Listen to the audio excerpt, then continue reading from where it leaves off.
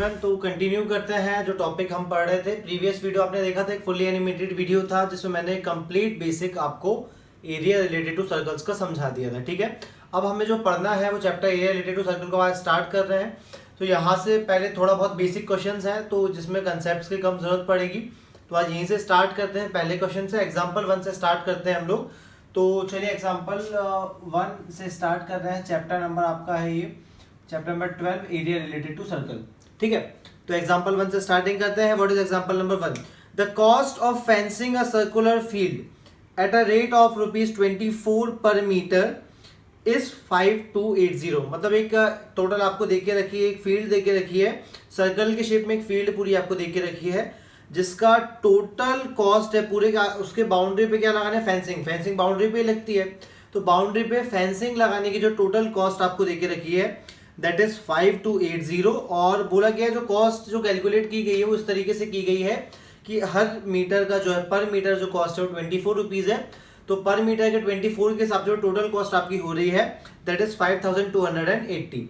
ठीक है, अब बोला गया है कि the field is to be ploughed. Ploughed मतलब जैसे वो खेतों में जब आप कोई फसल बोते हैं किसान, ठीक है, तो उसके पहले खेतों में से जो ट्रैक्टर के थ्रू हार्वेस्ट करने से पहले वो उसको खोदते हुए जाते हैं ना, उसको बोलते हैं प्लगिंग। ठीक है ना, तो the field is to be ploughed at the rate of 0.50 per metre square. और प्लगिंग का जो रेट है वो है 0.50 रुपीज पर मीटर स्क्वायर, मतलब हर मीटर स्क्वायर में 0.50 रुपीज लग रहे हैं। तो आपको ये बताना है कि टोटल कॉस्ट कितनी होगी प्लगिंग की। अब देखिए भाई, जो खेत है पर्टिकुलर, उस खेत में प्लगिंग करने के लिए कितनी कॉस्ट लगने वाली है, तो पहले पता करें कि उस खेत का एरिया कितना है। What is the area of the field? Area जो है वो सर्कल के, मतलब जो फील्ड है वो सर्कल के शेप में है, तो उस सर्कुलर फील्ड की जो आपका मतलब टोटल एरिया है वो कितना है वो पता चल जाएगा। तो हमें ये मालूम है 1 मीटर स्क्वायर की कॉस्ट ₹0.50 है, तो हम उसके अकॉर्डिंग जितने भी मीटर स्क्वायर है टोटल कॉस्ट वहां से निकाल सकते हैं। तो हमें निकालना है एरिया ऑफ द फील्ड। अब एरिया ऑफ फील्ड निकालें कैसे?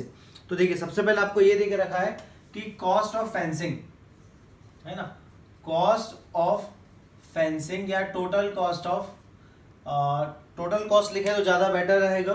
ठीक है ना, मैं लिख रहा हूं टोटल कॉस्ट ऑफ फेंसिंग, मतलब टोटल जो कॉस्ट लग रही है फेंसिंग की वो कितनी है। टोटल कॉस्ट ऑफ फेंसिंग आपको जो देके रखी है that is rupees, total cost of fencing is ₹5280 है ना। और कॉस्ट ऑफ फेंसिंग 1 मीटर है ना, 1 मीटर जो फेंस करने की जो कॉस्ट है आपकी दैट इज ₹24। अब एक चीज ध्यान से देखिए, पूरी एक फील्ड है, सर्कुलर फील्ड है पूरी, उस पूरी सर्कुलर फील्ड पे, ठीक है, पूरी सर्कुलर फील्ड की कॉस्ट है 5280। ठीक है ना, और 1 मीटर की है 24, तो ऐसे 24 कर करके आपके पूरे 5280 आपको लग गया। तो कितना ही बाउंड्री थी, कितनी लेंथ थी बाउंड्री की, तो यह लेंथ ऑफ फेंसिंग।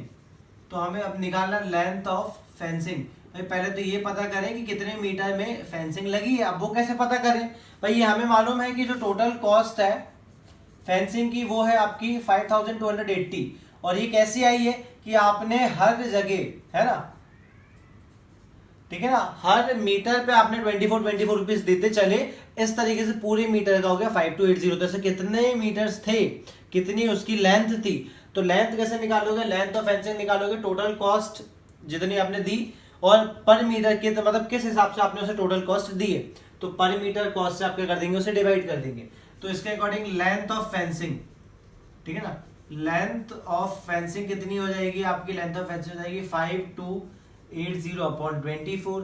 अब इसको आपको करना पड़ेगा कैंसिल।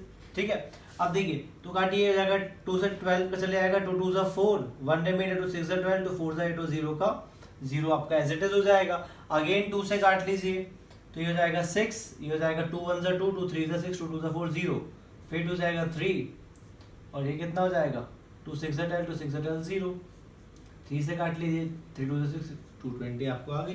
तो लेंथ ऑफ फेंसिंग, ठीक है, मैं इसलिए डिवाइड करके आपको पूरा बता दिया कि किस तरीके से मैंने निकाला है। लेंथ ऑफ फेंसिंग हो गई आपकी 222 मीटर। अब देखिए मतलब उसने बोला है कि जो बाउंड्री है पूरी की पूरी सर्कुलर, ये आपका सर्कुलर फील्ड है, इसके ऊपर जो फेंसिंग लगा रहे हो ना आप, सन नहीं है ये आपकी जो फेंसिंग लग रही है ठीक है, फेंसिंग लग रही है, इस पूरी फेंसिंग की लेंथ, अब देखिए फेंसिंग कहाँ लगती है, हमेशा बाउंड्री पे लगती है, बीच में तो खेत में फेंसिंग लगाओगे नहीं, है ना, फेंसिंग लगेगी तो कहाँ लगेगी, बाउंड्री पे। अब बाउंड्री पे लग रही है मतलब ये क्या है, सर्कल की बाउंड्री, और सर्कल की बाउंड्री को हम क्या कहते हैं, सर्कमफेरेंस। लेंथ ऑफ फेंसिंग मतलब किसके बराबर है, सर्कमफेरेंस ऑफ फील्ड जो है उसी पे तो लग रही है आपकी लेंथ ऑफ फेंसिंग। मतलब जो फेंसिंग की जो लेंथ है, मतलब फेंसिंग कितनी लंबी है वो किसके बराबर है भाई, जितनी बड़ी सरकमफेरेंस होगी उतनी बड़ी फेंसिंग होगी।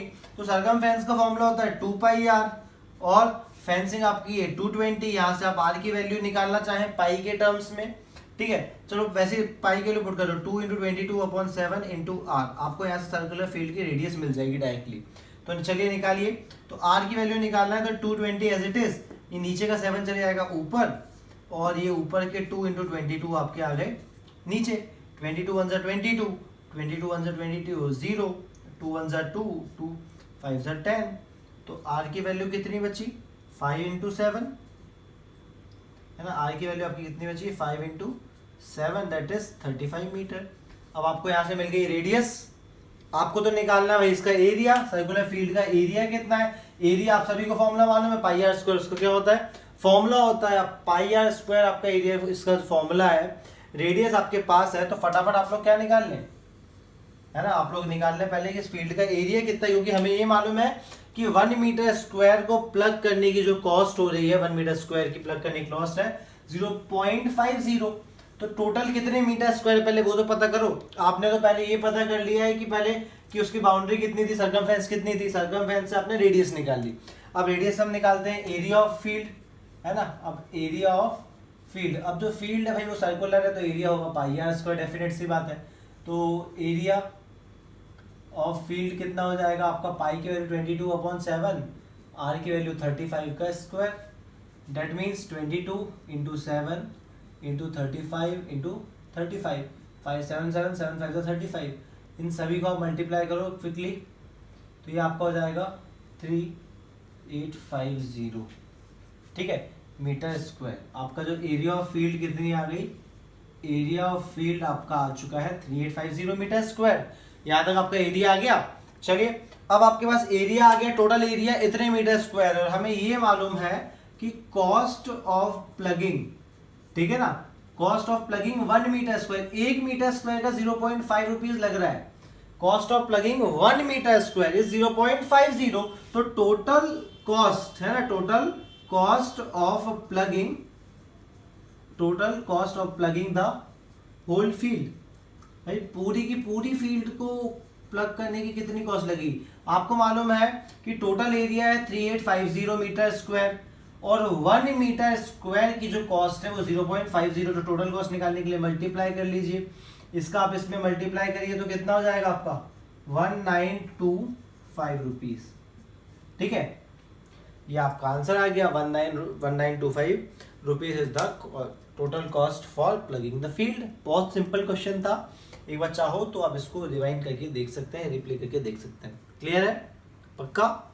चलिए नेक्स्ट क्वेश्चन पे आते हैं। नेक्स्ट क्वेश्चन है, अब आपका हम एक्सरसाइज पे आ जाते हैं। एक ही एग्जांपल था एक्सरसाइज 1 के पहले, क्योंकि अभी बेसिक टर्म्स चल रही हैं तो ज़्यादा टफ क्वेश्चन आएगा नहीं आपके सामने। जनरल आपके जनरल रीजनिंग टाइप के जनरल मेंटल क्वेश्चंस आने वाले हैं, जिसमें आप थोड़ा सा दिमाग लगा के क्वेश्चन को प्रॉपरली सॉल्व कर सकते हैं, ठीक है। मतलब अभी ज़्यादा कुछ फॉर्मूले वगैरह लगने नहीं है, जो बेसिक फॉर्मूले आपको याद है सर्कमफेरेंस और एरिया वाले वही आपको भी लगने, बाकी फॉर्मूला मैं आपको उसके प्रीवियस वाले वीडियो में पढ़ा चुका हूँ, ठीक है। तो चलिए एक्सरसाइज का स्टार्ट करते हैं। एक्सरसाइज 12.1, ठीक है। एक्सरसाइज 12.1 का जो आपका फर्स्ट क्वेश्चन है वो बोला गया है कि the radius of 2 circles are 19 and 9 centimetre. 2 circles है आपके पास जिनकी रेडियस है 19 और 9 सेंटीमीटर। अब आपसे बोला गया कि find the radius of the circle. अब उस सर्कल की रेडियस निकालें which has circumference equal to the sum of the circumference of the 2 circles।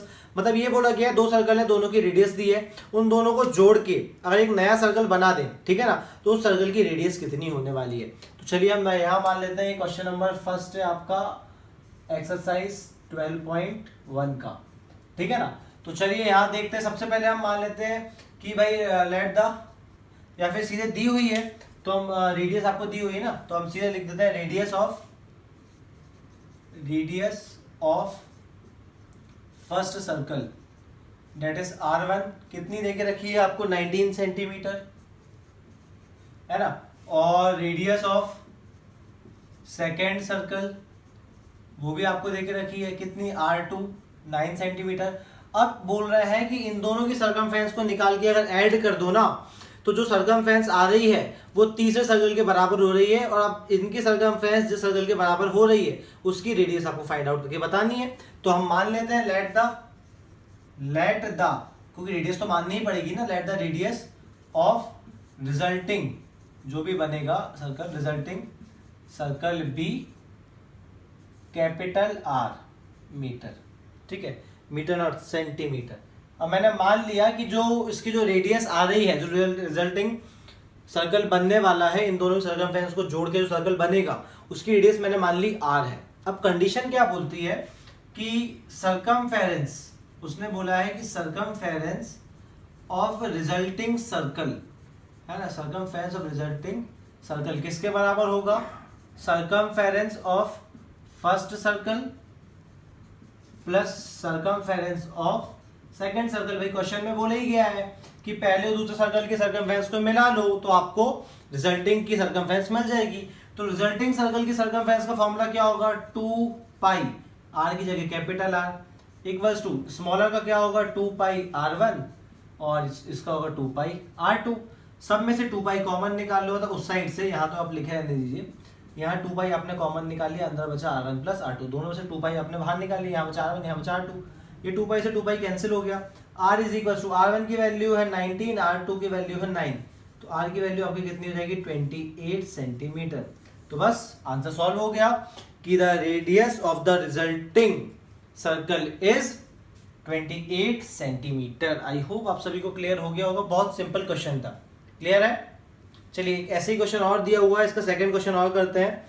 तो रेडियाई ऑफ 2 सर्कल्स, अब आपको देख के रखा है, अब रेडियाई ऑफ 2 सर्कल्स की बात हुई आगे, ठीक है ना। तो मैं अभी यही लिख दे रहा हूँ, इसको लिखने दे रहा हूँ, इसी टाइप का कुछ यूज होने वाला है हमारे उसमें। चलिए अगला क्वेश्चन है कि the radii of 2 circles are 8 centimetre and 6 centimetre. भाई 2 सर्कल्स हैं अगेन, एक की है 8 सेंटीमीटर और एक की है 6 सेंटीमीटर, ठीक है ना, रिस्पेक्टिवली। और find the radius of the circle having area. अब आपको उस सर्कल की रेडियस निकालनी है, तो हमने मान लिया let the radius of the resulting circle be R metre. हमें एक उस सर्कल की रेडियस निकालनी है जिस सर्कल का एरिया इन दोनों सर्कल के एरिया के सम के बराबर हो, ठीक है। मतलब क्या बोला जा रहा है, इन दोनों का एरिया निकाल के जब आप प्लस करोगे ना तो वो एरिया जो हो रहा है किसी थर्ड सर्कल के एरिया के बराबर हो रहा है, ठीक है ना, जिसकी रेडियस R है। 2 सर्कल है जिनकी रेडियस है 8 और 6 सेंटीमीटर, 8 सेंटीमीटर 6 सेंटीमीटर। अब इन दोनों का एरिया जो है वो एक तीसरे सर्कल के एरिया के बराबर है, तो वो जो तीसरा सर्कल है उसकी रेडियस हमने मान ली R।